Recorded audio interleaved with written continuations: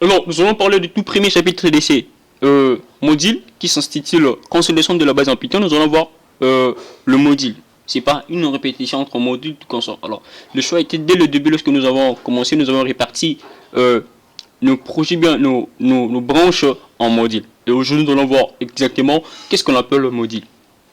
Alors, comme nous avons dit que nous allons apprendre le module en longeant en détail, nous voici devant notre éditeur de texte qui est Visual Studio Code et nous allons voir c'est quoi en fait un module. Nous avons vu lors du précédent, avant de finir notre précédent tuto, nous avons défini le fonction. On avait dit qu'en fait une fonction n'était rien d'autre qu'une syntaxe, bien qu'une instance syntaxique en Python qui permettait alors de regrouper plusieurs instructions. Ces instructions pouvaient être soit de instructions répétitives ou de boucles, soit des instructions conditionnelles. Alors, ces instructions seront regroupées en blocs et qui sera appelé grâce à un nom. Et ce nom, en fait, c'était le nom de la fonction. C'est là que nous étions limités dernièrement. Alors, voici, on est devant notre éditeur de code. Nous voici avec 4 fonctions différentes. Et chaque fonction a au moins un nom par lesquels la fonction est appelée. Et à travers ce nom, il y a des paramètres qui sont en fait les variables attribuées à cette fonction. Et nous avons 4 fonctions, dont la première s'appelle table de multiplication, la deuxième table de division, et troisième, quatrième, qui est table de soustraction. Alors, pour définir un module, ça permet, c'est aussi une instance en Python qui permet alors de regrouper plusieurs fonctions selon un même principe. C'est-à-dire, si on a plusieurs fonctions, on peut regrouper par exemple les fonctions qui ont trait à l'arithmétique. Et c'est le cas de ces tutos. Alors, nous allons regrouper les fonctions qui ont trait à l'arithmétique pour en fait constituer un ensemble. Et cet ensemble, c'est ce qu'on appelle module. Alors, en Python, il existe deux types de modules. Soit, ce sont les modules que vous-même vous créez, ou encore, ce sont des modules qui sont emportés ou bien qui sont codés au niveau de Python lui-même, lors du développement du langage. Et ces modules sont en fait des modules natifs. D'une part, pour en distinguer, il y a deux types de modules, soit le module est natif, soit le module ne l'est pas. S'ils ne sont pas natifs, ce sont vos propres modules. Alors, nous avons créé notre module qui est en fait un fichier Python. Dans ce fichier, nous avons alors regroupé nos différentes fonctions. Elles sont 4. Alors, nous allons voir comment arriver à manipuler un module. Tout d'abord, la création, c'est simple. Pour créer un module, il va falloir que vous connaissiez comment créer une fonction. Alors, si vous connaissez créer des fonctions, vous pouvez alors créer de tant de fonctions que possible et que vous allez repartir selon leur rôle, c'est-à-dire leur valeur. Alors, nous avons créé des fonctions qui sont en fait des fonctions ayant pour but d'effectuer certaines opérations arithmétiques. Et nous avons pris ces fonctions, nous avons mis cela dans un seul fichier. Et ces fichiers, c'est le même comme nous créons toute fonction, tout fichier Python. Il y a un nom qui est arithmétique et puis il y a l'extension pi. Alors, dans ces fichiers, qui pouvaient être soit n'importe quel fichier qui allait contenir juste des variables, mais nous avons choisi placer le fonction. Alors, on peut créer autant de fichiers, par exemple 10 000 fichiers, qui sont en fait rien d'autre que des fichiers qui contiennent des fonctions. Et par ces faits, on va les appeler le module. Alors, comment arriver à manipuler un module? Puisque l'importance de ces modules, c'est de regrouper des fonctions. Ces fonctions seront utilisées pour des fins appropriées et spécifiques. Alors, la prochaine étape qui est importante est de voir comment arriver à modifier ou encore à effectuer certaines opérations, c'est-à-dire appeler une fonction contenue dans un module pour l'utiliser pour une raison spécifique. Et c'est ce que nous allons voir aujourd'hui. Alors, pour cela, on va utiliser pour cette partie notre commande invitée. Alors, pour cela, on entre où se retrouve notre module, notre fichier qui s'appelle arithmétique. On y entre, on veut là, on fait commande, j'ouvre mon invite commande, puis je mets pi, j'ouvre partie de cette commande mon interpréteur Python. Comme vous pouvez le voir, c'est Python 3, 10, 10. Lorsque nous ouvrons notre interpréteur Python, nous verrons que c'est la même chose exactement. Et si on continue, vous voyez que c'est Python 3.10.5, tag v3.10.5, le point F3771 71 53, juin, le 6 juin 2022 à 16h14 13 minutes 13 secondes pardon. C'est la même chose qui est ici. Alors, à partir de ceci, je vais utiliser mon module. Alors, les étapes sont telles qu'avant de pouvoir utiliser les fonctions contenues dans un module, il va falloir que vous appelez d'abord ces modules. Alors, le choix de l'appellation du module spécifie quels sont alors le module que vous allez utiliser. Alors, on peut avoir juste besoin d'une seule fonction contenue dans le module, tout comme on peut appeler toutes les fonctions contenues dans ces modules. Alors, pour arriver à créer, bien à manipuler votre module, vous devez d'abord l'appeler. Alors, pour l'appeler, on va utiliser en fait 4 méthodes différentes. Alors, la première méthode que nous allons utiliser, c'est l'importation. Nous allons utiliser pour cela une méthode qui s'appelle import. Alors, nous allons écrire import le nom de notre module. Notre module s'appelle arithmétique. Nous venons d'importer notre module. Alors, dans ces cas ici présents, lorsque nous effectuons cette tâche, il y a une différence. La différence est de telle sorte que cette syntaxe permet d'appeler un module pour utiliser les fonctions contenues dans cet module.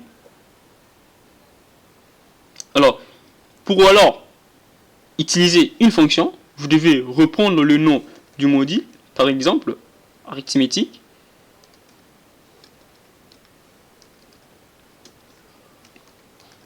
Et puis, vous faites un point, ce qui veut dire, j'utilise le module arithmétique, je mets le point, et puis par après, je mettrai le nom de la fonction dont je voulais appeler.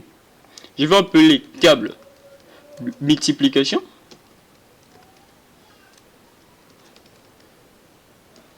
Multiplication.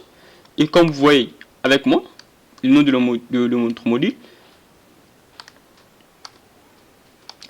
j'ouvre le parenthèse.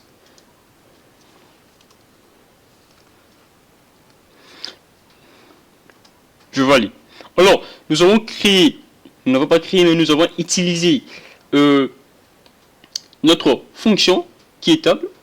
La fonction table, c'est une fonction qui affiche une table de multiplication selon le variable choisi par l'utilisateur. Il y a un facteur à multiplier, puis un facteur de multiplication. Le facteur de multiplication, c'est 3. Notre facteur à multiplier par 3 est 20, comme c'est détaillé dans ces cas ici. Alors, nous avons importé notre module, et puis après l'importation du module, nous avons utilisé une syntaxe pour appeler une fonction spécifiée contenue dans ce module. Alors pour cela, on reprend tout d'abord le nom du module, on place un point, et puis on comprend, bien on met alors la fonction dont nous voulons utiliser. Dans ces cas, nous allons utiliser la fonction multiplication. Alors, on va utiliser une deuxième fonction.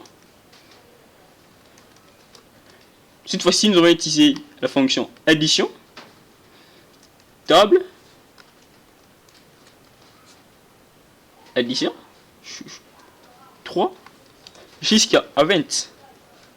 Vous pouvez le voir. C'est 1, 3. Alors, là, nous avons mis la première méthode pour pouvoir utiliser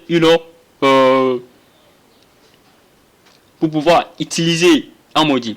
Alors, cette fois-ci, nous allons voir une autre méthode. Mais la différence est résistée. Pour utiliser la première méthode, à chaque fois que nous avons besoin d'appeler une fonction de ces modules, nous sommes obligés de réécrire le nom du module. Alors cette fois-ci, nous allons voir comment arriver directement à utiliser une fonction sans pour autant appeler, répéter l'appellation du module. Et ça, c'est notre deuxième méthode. Et cette méthode s'intitule from module. Alors, je disais, cette deuxième méthode s'appelle méthode un peu couramment utilisée. Alors, pour cela, on va utiliser une syntaxe qui commence par from, qui veut dire venant de notre module arithmétique, c'est-à-dire import, soit vous mettez le nom de votre fonction. Par défaut, si nous voulons, bien nous aurons besoin d'utiliser toutes les fonctions contenues dans ces modules, nous allons mettre l'astérisque. Alors, pour expliquer cette syntaxe, ça signifie juste que partant bien, venant du module arithmétique, nous importons toutes les fonctions contenues dans ce module. Alors, pour cela, nous allons commencer juste à chaque fois que nous avons besoin d'utiliser une fonction, réécrire juste le nom de la fonction. Cette fois-ci, nous allons utiliser soustraction. 320. Vous voyez, nous avons le même variable, le même résultat, sans pour autant que nous appelons encore au début ici notre module. Alors, IP, il arrive souvent que vous ne connaissez pas en fait ce qui est caché dans ces modules. Alors, pour pouvoir avoir l'idée de ce qui contient en module, nous allons utiliser une méthode qui est la méthode help. Je mets help, je place, je mets le nom du module en chaîne de caractères. Ça m'affiche en fait le nom du module qui est arithmétique, les fonctions contenues dans ce module. Vous voyez, il y a table addition, table division, table multiplication, table soustraction. Et puis certaines informations supplémentaires ajoutées selon le niveau bien lors de l'édition de ces codes. Alors, on peut utiliser en module, peu importe le module, pour alors non pas utiliser le résultat bien encore sa fonction résultat, mais pour utiliser juste son rôle bien ce qui fait en fait la fonction au cours d'un texte. Et cette fois-ci, il s'agit beaucoup plus du module que je dirais de module natif. Dans ces cas, nous sommes limités à montrer juste comment créer un module et utiliser ces fonctions. Alors, si vous voulez que la fonction s'affiche non en raison de variables contenues dans la fonction au niveau du module, mais vous pouvez l'utiliser juste le rôle de cette fonction et pour mettre vos propres données. Alors pour cela, on va utiliser la méthode import, nom du module arithmétique par exemple. Vous mettez as arithmétique.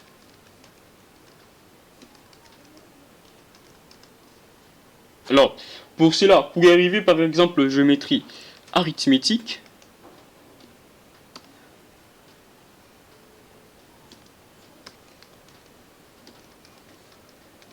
point, le nom de ma fonction. Alors, nous verrons ici, plus particulièrement, lorsque nous allons voir le fonction ou encore le module natif. Non, on va illustrer cela par un exemple. Nous ouvrons notre éditeur de code, notre interpréteur. Nous allons importer la fonction, le module math, qui est contenu. Alors lorsque nous allons parler du module math, lors d'un chapitre un peu plus avancé, nous verrons comment arriver à créer un espace de nom spécifique. Ce que nous venons de faire, c'est ne rien d'autre qu'un espace spécifique. Et prochainement, nous allons voir comment faire de vos modules, c'est-à-dire regrouper le module en package. Jusqu'à présent, nous avons vu comment regrouper le code, les instructions conditionnelles, variables et tout comme ça en fonction, et de fonctions en module. Et cette fois-ci, nous allons voir comment regrouper le module en package. Et pour finir, lors de la dernière étape, nous verrons comment regrouper le package en application. Et pour cela, on se retrouve très prochainement pour pouvoir parler alors de package. Merci pour votre attention. N'hésitez pas. Avez-vous une question, avez-vous une préoccupation? N'hésitez pas de mettre en commentaire votre email. Nous allons vous envoyer notre code qui est voici présent. Alors, on se retrouve très prochainement pour pouvoir parler de module, de package en